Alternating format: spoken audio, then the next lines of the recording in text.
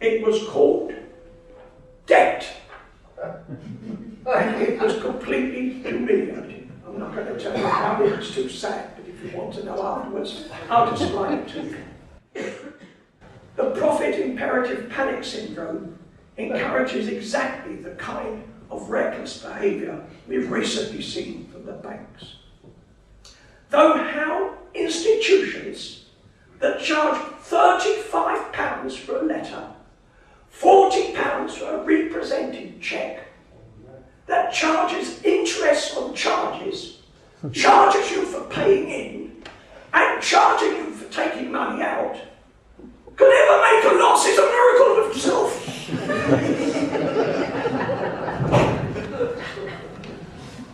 Some years ago, I discovered a single UK bank spent more than £3 million on paper alone.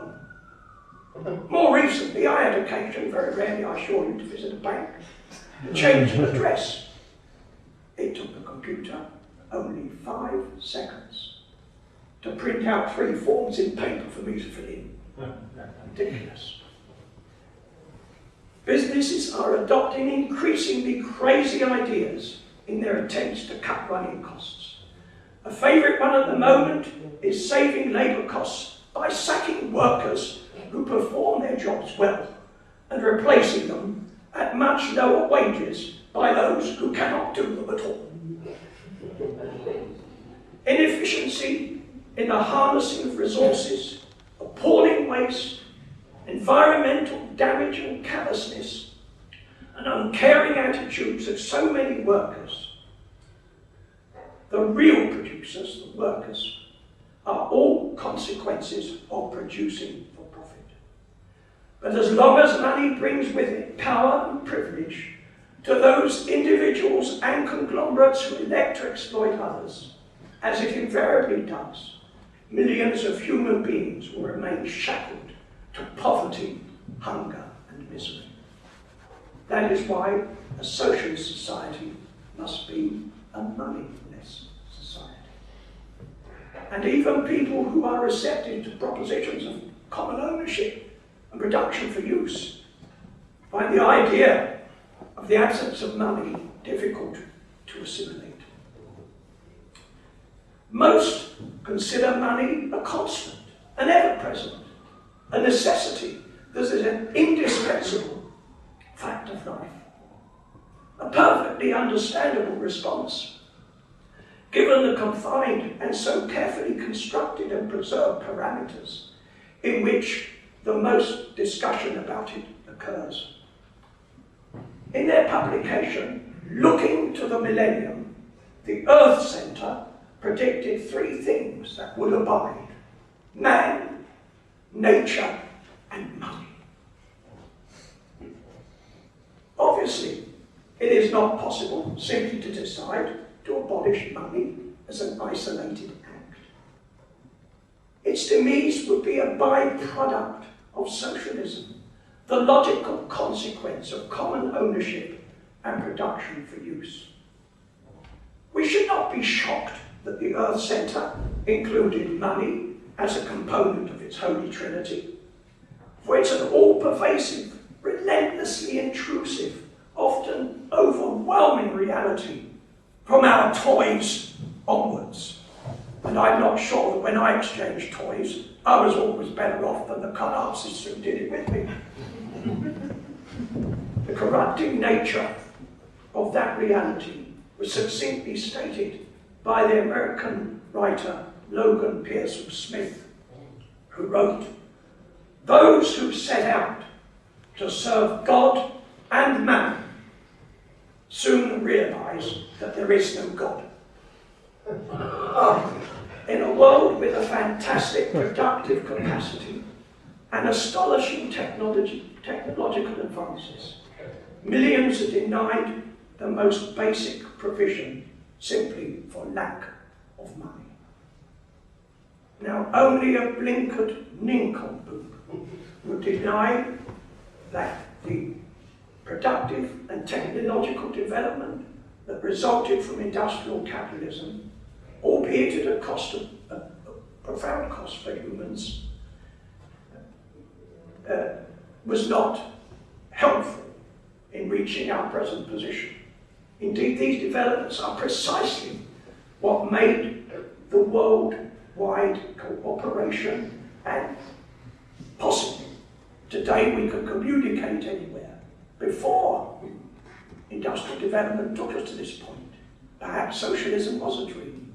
But now, internationally, we can communicate, we can cooperate, and we've seen that cooperation in so many instances where there have been disasters. At the same time, market economics and the dominant role of money have perpetuated the separation, widened the division between the haves and the have-nots. Only last week, we heard that the gap between those who have and those who don't have in this country is wider than it's ever been since the Second World War. In some cases, that difference is so great that it is difficult to grasp without a graphic illustration. Now, some of you here will know what my favourite one is. It concerns the Duke of Westminster. And I swear I'm never going to use it again, but I'm going to use it tonight because it's worth hearing. It still staggers me every time I hear it. I've nothing against the Duke of Westminster. By all accounts, he's a very nice bloke. He paid his workers poll tax and he drinks good whiskey like I do. I've nothing against him, although his whiskey isn't better than mine for his money. But when he was 29 in the 70s, he inherited his family wealth. 29. Now at that time, there was a steelworkers' strike, and the Daily Telegraph described them as so-called low-paid steelworkers at £100 a week. Well, of course, the truth was, to get £100 a week, they had to work this time for the church in order to boost their wages. But anyway, assuming that it was £100 a week, I'm indebted to the late, very funny Keith Waterhouse for pointing this out in the first place, which I verified on my computer. For steel workers at £100 a week to have earned the 29-year-old Duke of Westminster's inheritance, they would have had to start work 25,000 years before. No, wait, I'm not finished. 25,000 years before the emergence of Neanderthal man. But perhaps another gap is between those of us who live on our pensions and those who can spend £2,275 on a Louis Vuitton handbag. Are there any here tonight? I don't want to offend anyone. I think 12,000 was realistic. The technological development resulted from industrial capitalism, as I said. And it wasn't a profound human cost. But it helped us to get to where we are and make our vision a possibility. In a leaderless, democratic, controlled society, and it will be leaderless, and save us, please, from revolutionary elitist vanguards. No matter how conscientiously, how established, how successful the functioning of a regulatory mechanism, democracy, even in such a society, and it will be a democratic society, could not function as a mechanism that stands alone. It requires